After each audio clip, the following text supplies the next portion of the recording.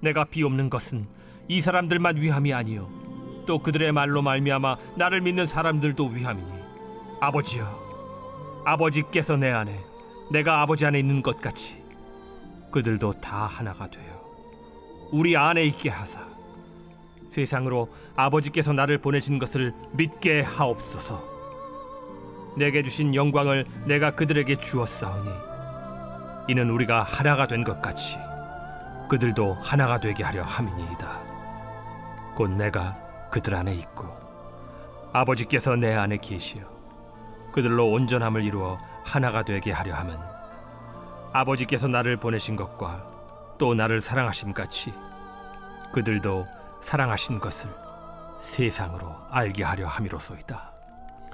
아버지여, 내게 주신 자도 나 있는 곳에 나와 함께 있어 아버지께서 창세전부터 나를 사랑하심으로 내게 주신 나의 영광을 그들로 보게 하시기를 원하옵나이다. 의로우신 아버지여, 세상이 아버지를 알지 못하여도 나는 아버지를 알았사옵고 그들도 아버지께서 나를 보내신 줄 알았사옵나이다. 내가 아버지의 이름을 그들에게 알게 하였고 또 알게 하리니 이는 나를 사랑하신 사랑이 그들 안에 있고 나도 그들 안에 있게 하려 함이니이다.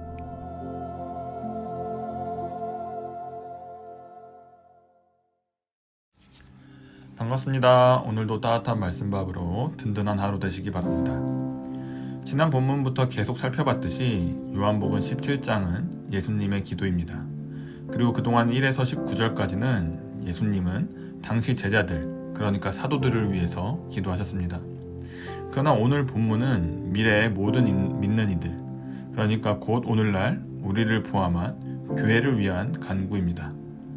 중요한 것은 십자가를 바로 앞둔 시점에서 예수님은 자신의 고통이나 두려움보다 하나님이 자신에게 맡기신 사람들을 위해 기도하셨다는 사실입니다. 특히 20절에서 이 사람들만 위함이 아니요 라는 말씀은 예수님이 누구를 위해 기도했는지 그 기도의 범위를 보여주며 당시 제자들뿐만 아니라 모든 믿는 자들을 위한 기도임을 명확히 보여줍니다. 이처럼 예수님의 관심은 남겨질 제자들, 그러니까 사도들과 그들의 증언을 통해 믿게 될 모든 세대, 즉 교회였습니다. 제자들과 교회를 향한 예수님의 기도는 크게 세 가지를 말합니다. 먼저 예수님의 첫 번째 간구는 제자들과 미래의 모든 성도들이 하나가 되는 것이었습니다. 그분이 말씀하신 하나는 단순한 어떤 의견의 일치나 조직적으로 하나 되는 것이 아니라 성부와 성자 사이의 완전한 사랑과 그 신뢰 가운데로 들어가는 것입니다. 삼위 하나님은 서로를 향한 끊임없는 사랑과 완전한 일치를 누리십니다.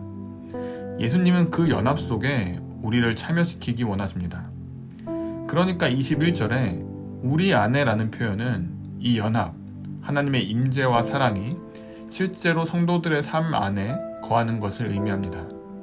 뿐만 아니라 21절 하반절에 세상으로 아버지께서 나를 보내신 것을 믿게 하옵소서 라는 말씀처럼 이 하나됨은 단지 교회 내부를 위한 것이 아니라 세상으로 하여금 예수님이 참 구원자이심을 믿게 하는 선교적 목적을 가지고 있습니다.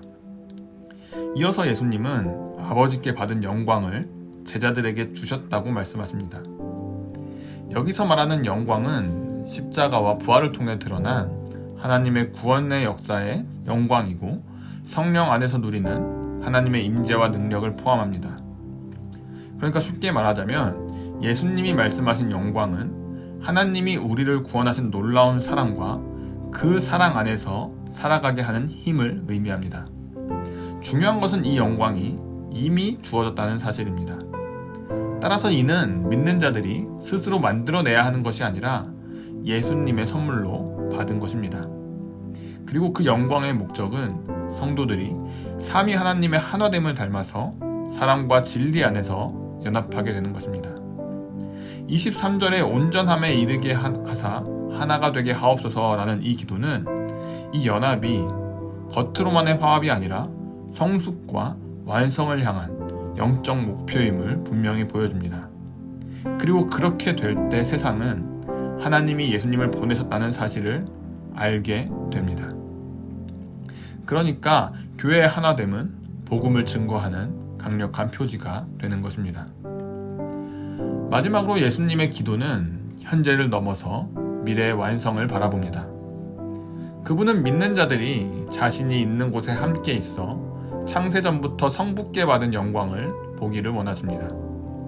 예수님이 계신 곳은 승천 후 하나님의 보좌 우편이며 장차 새하늘과 새 땅에서 완전하게 누리게 될 하나님의 임재의 자리입니다. 창세전이라는 표현은 이 영광이 시간이 존재하기 이전부터 존재했음을 보여줍니다.